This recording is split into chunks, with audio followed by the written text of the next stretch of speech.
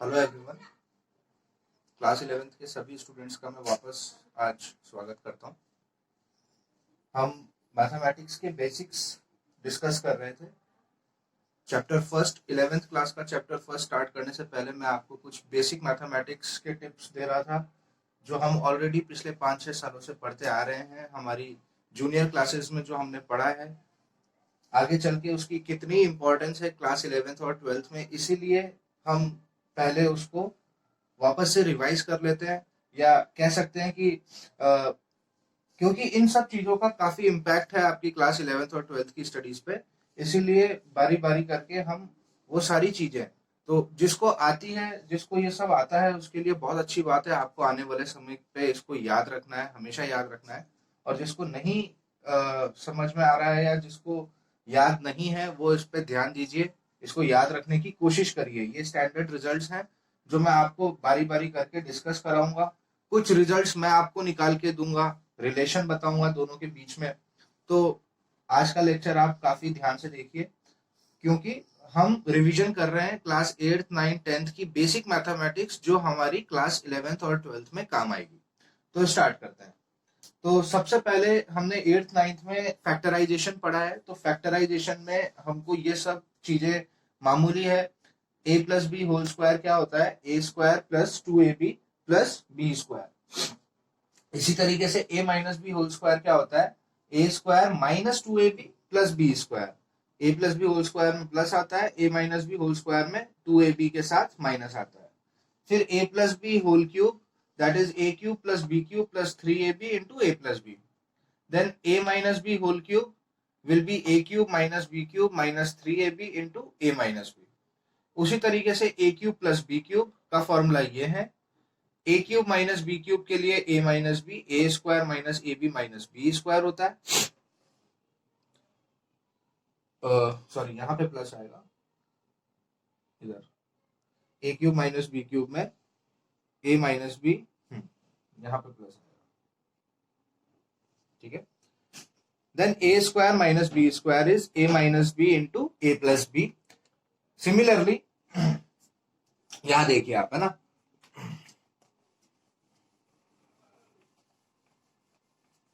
ये बहुत important identity है। आप देखिए, ए स्क्वायर माइनस बी स्क्वायर को हम क्या लिख सकते हैं?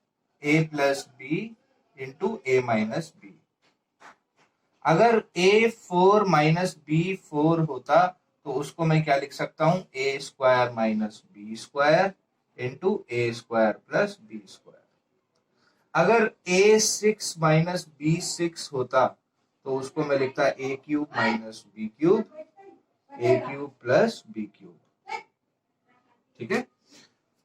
तो क्या इसमें याद रखने की या क्या इंपॉर्टेंट चीज जो दिख रही है वो देखिए, यहाँ पावर कितनी है? 2 है, तो यहाँ पावर कितनी हो रही है? Single single. यहाँ अगर 4 की पावर है तो यहाँ 2 2। यहाँ अगर 6 की पावर है तो यहाँ 3 3 में टूट रहा है। इसी तरीके से अगर पावर 8 हो तो ये कैसे टूट जाएगा? 4 4 में टूट जाएगा, है ना, ठीक है। इसी तरीके से अगर यहाँ पावर मान लीजिए 7 हो, है ना। अब देखो, हमने सारे केसेस में इवन पावर ली है, लेकिन अब मैं ऑड ले रहा हूं, तो भी आपको कुछ घबराने की जरूरत नहीं है। आपको बस ये याद रखना है कि 7 का हाफ कितना होता है? 7 का हाफ होता है 3.5, 3.5। तो ए की पावर 3.5 माइनस बी की पावर 3.5 मल्टीप्लाई बाय ए की पावर 3.5 प्लस बी की पावर 3.5। इसको हम ऐसे रिजॉल्व कर सकते हैं। तो ये काफी इंपॉर्टेंट फॉर्मूला है। Next,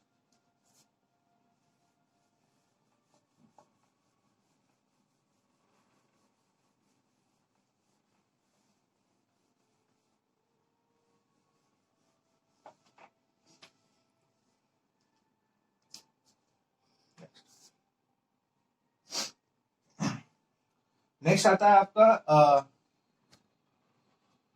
Euclid division.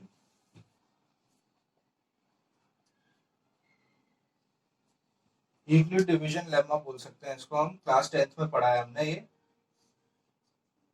ये बेसिक डिवीजन का रूल कैसे, बेसिक डिवाइड कैसे करते हैं। देखिए, आप सिंपली एक डिवाइड करते हैं ना, मान लीजिए 7 है, 7 को मुझे 3 का भाग लगाना है 3 में। तो 3 की टेबल में 7 कितनी बार जाता है? 2 बार जाता है। बचता है कितना यहाँ? 3 2 जा 6, माइनस करने पे क्या आ गया यहाँ पे? 1, है ना। तो मैंने 7 का भाग 3 में लगाया तो यहाँ पे 2 तो क्वेश्चन आ गया। इस चीज को क्या बोलते हैं? क्वेश्चन बोलते हैं। इसको रिमाइंडर बोलते हैं, ठीक है। इसको डिविजर बोलते हैं, इसको डिविडेंड बोलते हैं ना। इसको डिविजर बोलते हैं और इसको डिविडेंड बोलते हैं। यहाँ जो आता है वो क्वेश्चन होता है, ये होता है रिमाइंडर। तो अब आप देखिए, क्या मैं इस चीज को ऐसा लिख सकता हूं? देखिए ये वाली जो चीज है 7 इज इक्वल्स टू, मैं ये लिख सकता हूं 3 2, यानी 3 इंटू 2 प्लस 1, है ना। 7 को मैं लिख सकता हूं 3 2 जा 6 प्लस 1। देखिए ना, 7 इज इक्वल टू 7, घुमा के तो वही आया 6 प्लस 1, है ना। तो इस चीज को हम इस तरीके से लिख सकते हैं। तो कहने का मतलब ये है कि अगर ए कोई पॉजिटिव नंबर है, उसमें अगर हम बी पॉजिटिव नंबर का डिवाइड कर रहे हैं, ए का डिवाइड करा बी से, तो मान लीजिए कुछ आया हमारे पास से सी आया, है ना, और यहां पर कुछ माइनस हुआ, और माइनस होने के बाद हमें कुछ मिलेगा रिमाइंडर, है ना। तो हम क्या लिख सकते हैं? ये ए इज इक्वल्स टू ये इंटू ये बी सी प्लस आर। तो इसे कहते हैं यूक्लिड डिवीजन। अच्छा, एक बात हमेशा याद रहे कि ये जो रिमाइंडर होगा, ये रिमाइंडर हमेशा और हमेशा इस वैल्यू से कम होगा। रिमाइंडर हमेशा जिसका हम भाग लगा रहे हैं उस वैल्यू से कम होगा। रिमाइंडर कम से कम कितना हो सकता है? कम से कम 0 हो सकता है, और ज्यादा से ज्यादा कितना हो सकता है? इससे कम हो सकता है ना। तो रिमाइंडर की वैल्यू हमेशा 0 से b के बीच में रहेगी। The value of remainder is always between 0 to ये, इससे कम होना चाहिए और 0 या 0 से अधिक होना चाहिए। तो ये होता है यूक्लिड डिवीजन लेमा।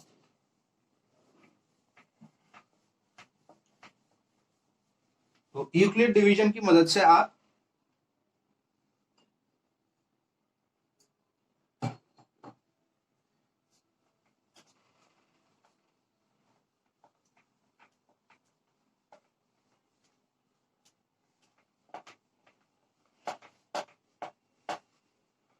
तो यूक्लिड डिवीजन की मदद से आप किसी भी चीज का एचसीएफ निकाल सकते हैं। किसी भी नंबर के एचसीएफ अगर आपको निकालना है, हाईएस्ट कॉमन फैक्टर अगर आपको निकालना है, तो with the help of Euclid division आप इजीली एचसीएफ निकाल सकते हैं।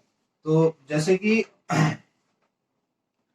मान लीजिए आपको क्वेश्चन पूछा कि 48 एंड 92 का एचसीएफ क्या होगा। 48 एंड 92 का एचसीएफ क्या होगा with the help of Euclid lemma. तो आपको क्या करना है? सिंपली 92 का भाग 48 में लगाना है ना, और तब तक लगाते जाना है जब तक रिमाइंडर आपको 0 ना मिल जाए। तो 48 का जब 92 में आप भाग लगाएंगे तो ये एक बार जाएगा, यहां से 48 आएगा। 92 में से 48 जब आप माइनस करेंगे तो आपको 44 मिलेगा। 44 मिला यहाँ पे रिमाइंडर। अब आपको क्या करना है? इसका वापस से भाग लगाना है। अब किससे लगाना है? इस 48 से। तो यहाँ पे 48, तो 44 की टेबल में 48 1 बार जाएगा, 44 आएगा, माइनस करेंगे तो हमें 4 मिलेगा, है ना। अब इस 4 का भाग हमें किस में लगाना है? इस 44 में लगाना है। तो यहां से हम वापस से 44 का भाग लगा देंगे। तो 4 की टेबल में 44 कितनी बार आएगा? 11 टाइम्स आएगा। रिमाइंडर बचेगा 0। तो ये प्रोसेस आपको तब तक करते जाना है जब तक आपको रिमाइंडर क्या मिल जाए? रिमाइंडर आपको 0 मिलना चाहिए, ठीक है। एचसीएफ निकालने का क्या प्रोसीजर है? आपको डिवाइड करते जाना है, करते जाना है, करते जाना है, तब तक करते जाना है जब तक रिमाइंडर 0 ना मिल जाए। और जिस वैल्यू का भाग देने पर रिमाइंडर 0 मिलता है वो वैल्यू क्या कहलाती है? एचसीएफ कहलाती है। तो ये 0 आपको क्या भाग लगाने पर मिला? 4 का भाग लगाने पर मिला। तो एचसीएफ क्या हो गया इसका? Highest common factor is 4। तो ये बहुत ही आसान है, इस तरीके से हम HCF निकालते हैं। ये हमने क्लास 10th में ऑलरेडी पढ़ा हुआ है।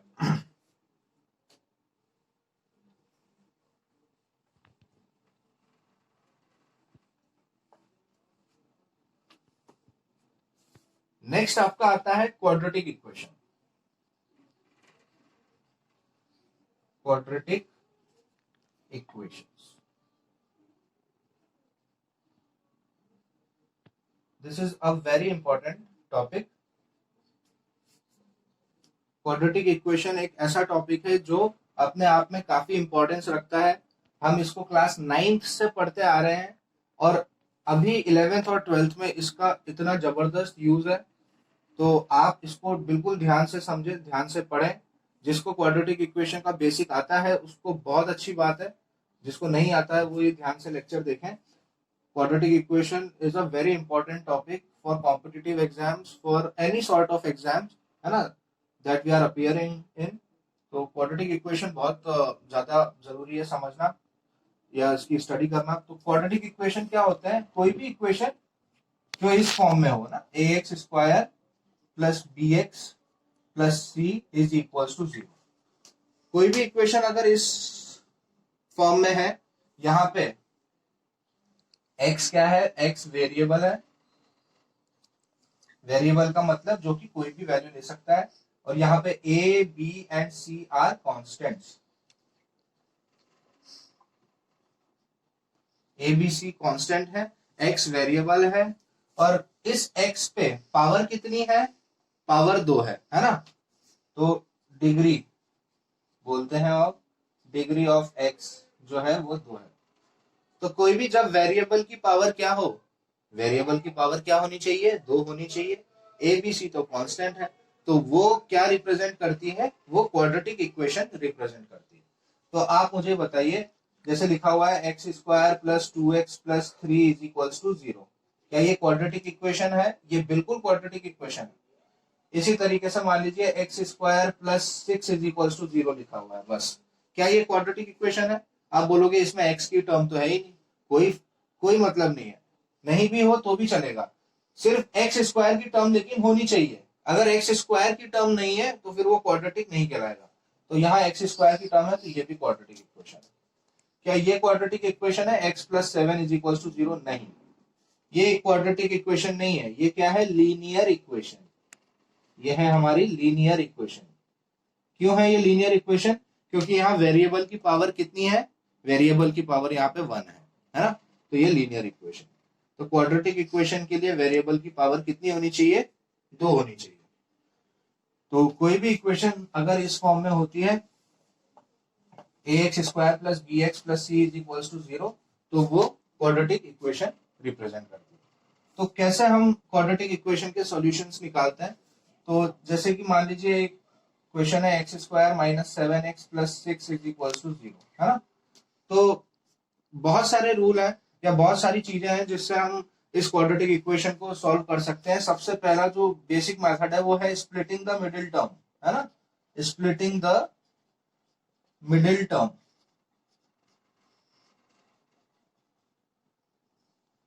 इसमें आपको क्या सोचना होता है कि इस बीच वाले नंबर को आपको कुछ इस तरीके से तोड़ना है कि उसको सब्ट्रैक्ट करने पर -7 मिले और मल्टीप्लाई करने पर क्या मिले? 6x square. तो देखो x स्क्वायर, इस -7x को मैं कैसे लिख सकता हूं? -6x माइनस x, है ना। देखो -6x माइनस x कितना होता है? -7x। और दो नेगेटिव को जब मैं मल्टीप्लाई करूंगा तो क्या मिल जाएगा? 6x स्क्वायर, है ना। तो +6 इज इक्वल टू 0। यहां से x कॉमन आ जाएगा तो यहां बच जाएगा x माइनस 6। यहां से -1 कॉमन आ जाएगा तो हो जाएगा x माइनस 6। देखो ये और ये सेम होना चाहिए, क्वाड्रेटिक का रूल होता है फैक्टराइजेशन का। तो ये x minus 1 x minus 6 is equal to 0। तो इसका मतलब x इज इक्वल टू 1 और x इज इक्वल टू 6। ये हो जाएगा हमारा आंसर, है ना। तो ये तो हो गया स्प्लिटिंग द मिडिल टर्म से। अब नेक्स्ट चीज, ये तो हो गया स्प्लिटिंग द मिडिल टर्म। जिन स्टूडेंट्स की कैलकुलेशन पार्ट पुअर है, जिनको टेबल अच्छे से आती नहीं है या ऐसे नंबर सोचने में तकलीफ आती है, तो उनके लिए क्या है, आप किसी भी क्वाड्रेटिक इक्वेशन को एक और तरीका है उससे सॉल्व कर सकते हैं, वो है फॉर्मूला। फॉर्मूला क्या बोलता है कि अगर A X square plus B X plus C is equals to 0 है, तो x की अगर आपको वैल्यू निकालनी है, या आपने क्लास 10th में भी पढ़ा होगा, तो x हो जाएगा minus b plus minus under root b square minus 4ac divided by 2a।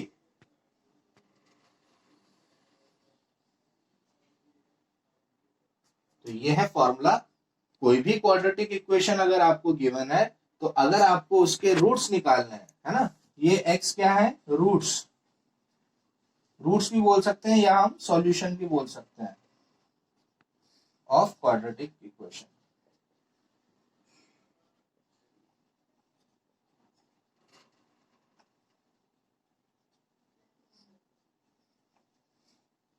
है ना, इस तरीके से निकालते हैं। जैसे कि मान लीजिए वापस से हम उस क्वेश्चन को लेते हैं, x square minus 7x plus 6 is equal to 0। अब हम उसी क्वेश्चन को इस तरीके से सॉल्व करते हैं, है ना। तो x square minus 7x plus 6 is equal to 0, इसको हमें इस तरीके से सॉल्व करना है। तो यहाँ पे आपको इजीली दिख रहा है, यहाँ पे a का वैल्यू कितना है, कंपेयर करिए इसको, A X square plus B X plus C से कंपेयर करिए। तो यहाँ एक्स स्क्वायर के साथ क्या है, 1 है, बी एक्स मतलब -7, बी का वैल्यू -7 है ना, बी का वैल्यू -7 है, और सी का वैल्यू कितना दिख रहा है, 6 दिख रहा है। अब हमें इससे सॉल्यूशन निकालना है। देखो x इज इक्वल्स टू लिखा हुआ है माइनस बी, यानी माइनस माइनस 7, तो minus minus 7 plus minus under root b का स्क्वायर, दैट मीन्स -7 का स्क्वायर, -7 का स्क्वायर 49 होता है, माइनस 4ac, यानी 4 into 1 into 6, 4 into 1 into 6 divided by 2a, यानी 2 इंटू 1 यानी 2, है ना। तो अब इसको सॉल्व कर देते हैं, माइनस माइनस प्लस हो जाएगा, तो ये 7 हो जाएगा, प्लस माइनस हो जाएगा, अंडर रूट हो जाएगा, 49 माइनस 416 24 हो जाएगा, डिवाइडेड बाय 2 हो जाएगा, है ना। इसकी कैलकुलेशन कर देते हैं, तो 7 प्लस माइनस 49 में से 24 माइनस करने पर कितना आएगा, 25 आएगा। 49 माइनस 24 इज 25, और 25 का स्क्वायर रूट कितना होता है, 5 होता है, divided by 2।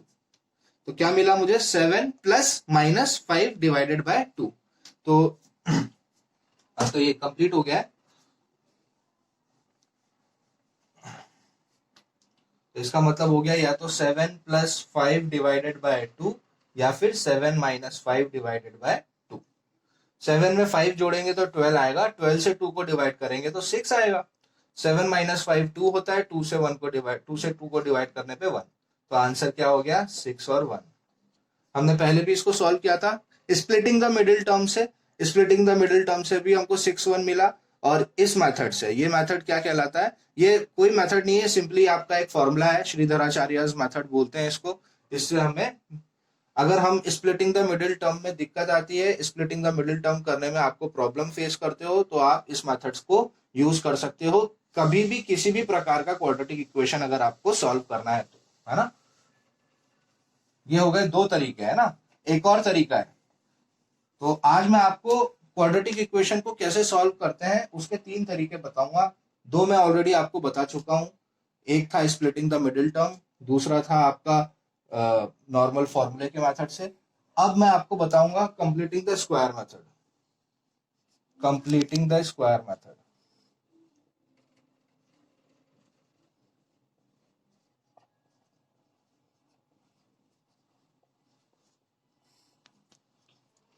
Completing the square method, ये भी हमने क्लास 10th में पढ़ा है।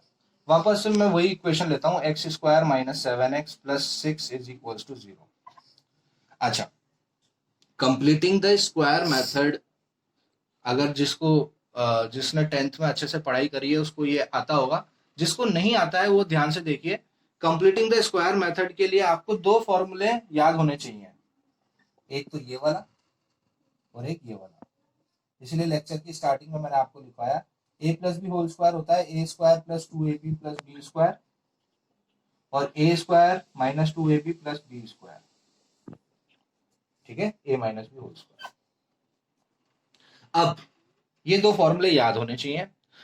अब आपको ये दिमाग में होना चाहिए कि यार ये सवाल है, तो इस सवाल में इस फॉर्मूले का यूज होगा कि इस फॉर्मूले का यूज होगा, तो वो आपको बताएगा ये वाली टर्म। अगर x के साथ नेगेटिव साइन है, देखो x के साथ यहां एक्स स्क्वायर नहीं, x वाली टर्म के साथ क्या साइन है यहाँ पर, नेगेटिव। तो अगर यहाँ नेगेटिव साइन है तो आपको दिमाग में स्ट्राइक कर जाना चाहिए कि ये फॉर्मूला यूज होगा। अगर यहाँ प्लस लिखा होता तो कौन सा फॉर्मूला यूज होता, ये फॉर्मूला यूज होता। तो अब देखिए कैसे इसको यूज करते हैं, कंप्लीट द स्क्वायर मेथड को।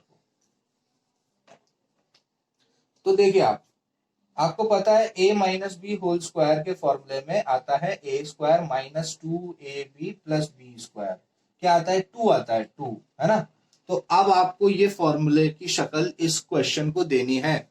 तो देखिए यहां लिखता हूं मैं एक्स स्क्वायर की जगह एक्स का स्क्वायर, है ना, एक्स स्क्वायर। अब देखिए यहां तो 7 लिखा है, लेकिन आपको चाहिए क्या, आपको 2 चाहिए। तो क्या मैं इसको ऐसे लिख सकता हूं, देखिए ध्यान से, 2 और यहाँ 7/2 कर देता हूँ उसको। देखिए ध्यान से, मैंने 2 एडजस्ट किया क्योंकि मुझे डिमांड है ना इसमें फॉर्मूला बनाने के लिए। देखो हम क्या लिख रहे हैं, कंप्लीटिंग द स्क्वायर मेथड, यानी हम किसी चीज को कंप्लीट कर रहे हैं। कंप्लीट करने के लिए मेरे को क्या करना पड़ेगा, यहाँ पे मैंने ऊपर 2 से मल्टीप्लाई किया, तो यहाँ बैलेंस भी तो करना पड़ेगा ना 2। तो ये हो गया, देखो 2 7/2, एक्स तो एक्स ही रहेगा, है ना। अब इसको ध्यान से देखिए, आप ये एक्स स्क्वायर का रोल किसने प्ले किया, ए स्क्वायर, है ना। देखो ए स्क्वायर माइनस की जगह क्या है, माइनस है, 2 की जगह क्या है, 2 है, ए की जगह क्या है, ए है ना, मतलब एक्स एक्स है, ठीक है। तो ये चीज का रोल किसने प्ले किया, इसका 7/2 का, 7/2 का रोल कौन प्ले कर रहा है, यहाँ पे बी प्ले कर रहा है ना। देखिए ध्यान से, तो बी का स्क्वायर मुझे ऐड करना होगा, तो बी का स्क्वायर मैंने ऐड कर दिया। देखो फॉर्मूला बनाना पड़ेगा ना हमें, तो बी का स्क्वायर मैंने ऐड किया। अब जबरदस्ती ऐड करूंगा तो सब्ट्रैक्ट भी तो करना पड़ेगा ना, यहाँ 7/2 का स्क्वायर सब्ट्रैक्ट कर, ठीक है। अगर जिसको समझ में नहीं आया मैं वापस रब करके बताता हूँ, वापस से ध्यान से देखिए। कंप्लीट द स्क्वायर कर रहे हैं, इसको मैंने एक्स स्क्वायर लिखा,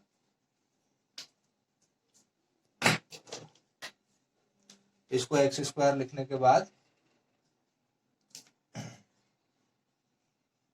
यहाँ 2 बैलेंस किया और ये 7/2 कर दिया, ये x हो गया, है ना। तो ये चीज बन गई, देखो ए स्क्वायर माइनस 2, ये रहा a, ये चीज क्या हो गई हमारी, ये चीज हो गई b, है ना।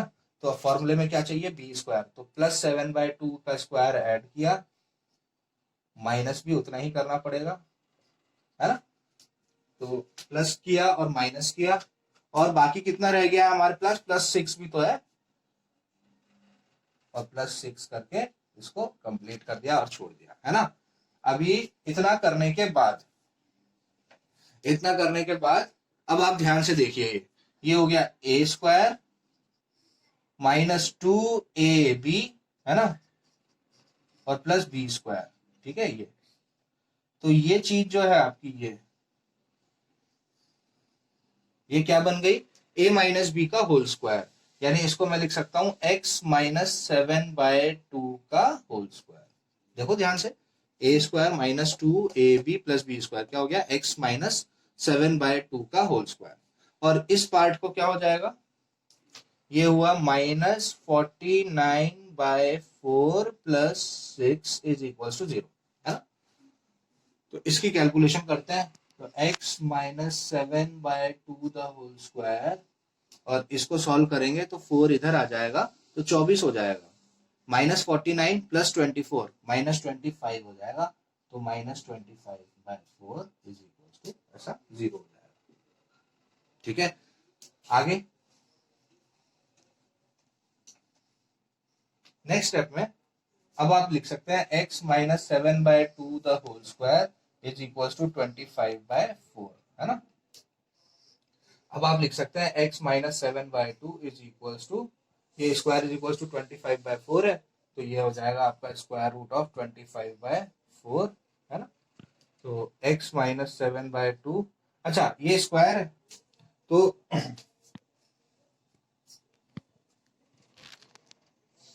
ध्यान से देखिए आप, अगर x square is equal to 4 है तो एक्स का वैल्यू कितना होता है? हम एक्स का वैल्यू 2 नहीं लिखेंगे, हम एक्स का वैल्यू लिखेंगे +-2, है ना, क्योंकि देखिए स्क्वायर है तो स्क्वायर आपको देखो -2 का स्क्वायर भी तो 4 होता है। तो किसी भी जब भी कभी ऐसा होता है स्क्वायर के साथ आपको फेस करना हो तो आप हमेशा ऐसे लिखेंगे x minus 7/2 is equal to ±√25/4, है ना। तो यहां से अब आपके पास क्या आएगा, x minus 7/2 is equal to +-5/2। भाई 25/4 का स्क्वायर रूट 5/2 हो जाएगा। तो क्या मिला आपको, x इज इक्वल टू या तो 5/2 +7/2 और -5/2 +7/2, है ना। कैलकुलेशन करिए इसकी, 2 का एलसीएम 2, 5 + 7 12 हो जाएगा, 12 डिवाइडेड बाय 2 6 हो जाएगा। यहां से -5 + 7 2 हो जाएगा, 2 डिवाइडेड बाय 2 1 हो जाएगा, तो 6 और 1, है ना। तो ये हो गया। तीनों तरीकों से मैंने आपको बताया, आंसर तो सेम ही आएगा, आंसर तो एक ही आएगा, तरीके 3 है। तो क्वाड्रेटिक इक्वेशन को सॉल्व करने के 3 तरीके हैं। पहला तरीका है स्प्लिटिंग द मिडिल टर्म, दूसरा तरीका फॉर्मूला जो कि होता है x equals to -b + -√b² - 4ac/2 है, और तीसरी चीज या तीसरा तरीका है वो है कंप्लीटिंग द स्क्वायर मेथड, है ना। तो इन 3 तरीकों से आप किसी भी क्वाड्रेटिक इक्वेशन को सॉल्व कर सकते हैं। मैं आपको एक और क्वेश्चन से करके बताता हूं। तो जैसे मान लीजिए ये सवाल है, x² - 4x + 3 is equals to 0, है ना। तो सबसे पहले मैं आपको स्प्लिटिंग द मिडिल टर्म, तो x² - 4x को मैंने स्प्लिट किया, -3x - x + 3 is equals to 0। x common लिया, x - 3 लिखा, -1 कॉमन लिया, x - 3 लिखा, इज इक्वल्स टू 0। तो ये हुआ x - 1 x - 3 is equals to 0। तो x इज इक्वल्स टू 1 और 3 आंसर, है ना। तो एक तरीका तो ये हो गया, ये हुआ मेथड 1, है ना, ये हुआ आपका मेथड 1। अब नेक्स्ट मेथड 2। मेथड 2 जो मैंने आपको बताया कंप्लीटिंग द स्क्वायर मेथड, तो x² - 4x + 3 is equals to 0। इसमें a की वैल्यू 1 है, b की वैल्यू -4 है, c की वैल्यू 3 है। तो x इज इक्वल्स टू हो जाएगा -b, तो माइनस माइनस प्लस हो जाएगा, तो 4 + (b²) मतलब -4 का square that is 16 -4ac 4 × 1 × 3 divided by 2a 2 × 1, तो ये हो जाएगा 4 ± (16 - 12) डिवाइडेड बाय 2, तो ये हो जाएगा 4 ± 16 - 12 इज 4, 4 का स्क्वायर रूट होता है 2/2, है ना। तो ये हो गया आपका 4 + 2 डिवाइडेड बाय 2 और 4 - 2 डिवाइडेड बाय 2। 4 + 2 6 होता है, 2 से डिवाइड होने पर 3 आता है। 4 - 2 2 होता है, 2 से डिवाइड होने पर 1 आता है, तो 3 और 1। देखिए आपका ना, हर जगह से आपको आंसर सेम ही मिलेगा। ये मेथड 1 था, ये मेथड 2 था, और तीसरा मेथड क्या था हमारा, कंप्लीटिंग द स्क्वायर, तो उससे भी देख लेते हैं।